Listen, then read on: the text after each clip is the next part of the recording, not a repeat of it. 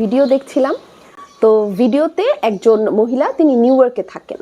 তো উনি প্রতিদিনই বলেন যে আমাদের কি কি স্ট্রাগল আমাদের লাইফে হয়, সেই বিষয়গুলো উনি প্রত্যেকটা সময় বলেন। তো বাংলাদেশে থাকার খুব বড় একটা সুবিধা হচ্ছে আমরা ফ্যামিলির খুব কাছাকাছি থাকি, আমরা বিপদে আপদে আমাদের নেইবার আছে, সবাইকে আমরা পাশাপাশি পাই। এখানে সব মানুষরা অনেক ফ্রেন্ডলি। কিন্তু বাহিরের দেশ ওনার একটা কারণে খুবই পছন্দ, এবং আমার কাছে এই কারণটা খুবই ভালো লাগছে। তো বিষয়টা এরকম ছিল যে উনি হচ্ছে আমরা যেরকম উবার বা বিভিন্ন পাঠাও এরকম ইউজ করি, তো বাহিরের দেশে এই জিনিসটা খুবই পপুলার, এবং অনেকেই বাহিরে গিয়ে মানে বিভিন্ন দেশ থেকে যারা যায় তারা ইনিশিয়াল কাজ হিসেবে কিন্তু উবার চালায় কিংবা বিভিন্ন জিনিস ড্রাইভ করে।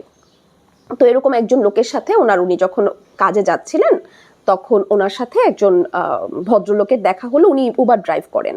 তখন মহিলাটা জিজ্ঞেস করছিলেন যে আপনি কি শুধু উবার চালান, এটাই কি আপনার প্রফেশন, নাকি আপনি অন্য কিছুও করেন? তখন খুব অবাক করা বিষয়, আমি যখন শুনছিলাম আমি তখন নিজেও খুব অবাক হয়েছি। তখন ভদ্রলোক বললেন যে না, আমি একজন জাজ। তিনি একজন আইনজীবী হয়ে, জাজ হয়ে, উনি ওনার বাকি সময়টুকু মানে দেখা যাচ্ছে সকালের কাজের পরে কিংবা হচ্ছে উনি যখন একটু দুপুরে বা একটু পরে কাজ শুরু করেন, তার আগে উনি 1-2 ঘন্টা উবার ড্রাইভ করেন। তেমনই এখানে অনেক বড় বড় যারা হচ্ছে বড় বড় ব্যবসা করেন, বড় অনেক ধরনের এমন জব করছেন খুব প্রেস্টিজিয়াস, এরকম মানুষজনও তাদের কাজের ফাঁকে উবার চালাচ্ছেন কিংবা কোনো একটা সুপার শপে কাজ করছেন। এবং আমাদের দেশের কোনো একজন জাজ উবার চালাচ্ছে, আমরা এটা যদি ভাবি তাহলে আমরা একদম বিশ্বাসই করতে পারবো না। ইজ ইট রিয়েলি পসিবল যে একজন জাজ উবার চালাচ্ছে? কখনো পসিবল না, কিন্তু ওইসব দেশে এই জিনিসটা পসিবল। ওনারা কোনো কাজকে ছোটভাবে দেখেন না। ওনারা মনে করেন যে আমরা যতদিন আমাদের শক্তি আছে, সামর্থ্য আছে, আমরা সবসময় কাজ করব। কিন্তু আমাদের দেশের ইয়াং ছেলেমেয়েরা বেশিরভাগই শুয়ে বসে থাকে এবং বলে হ্যাঁ আমরা কাজ করব, আমরা ইন্টারেস্টেড, কিন্তু আমরা তো কোনো কাজ পাচ্ছি না, ভালো কোনো কাজ পাচ্ছি না। তো এরকম করে দেখা যাচ্ছে অনেকেই অনেক ডিপ্রেস থাকছেন, অনেক শুয়ে বসে থাকছেন।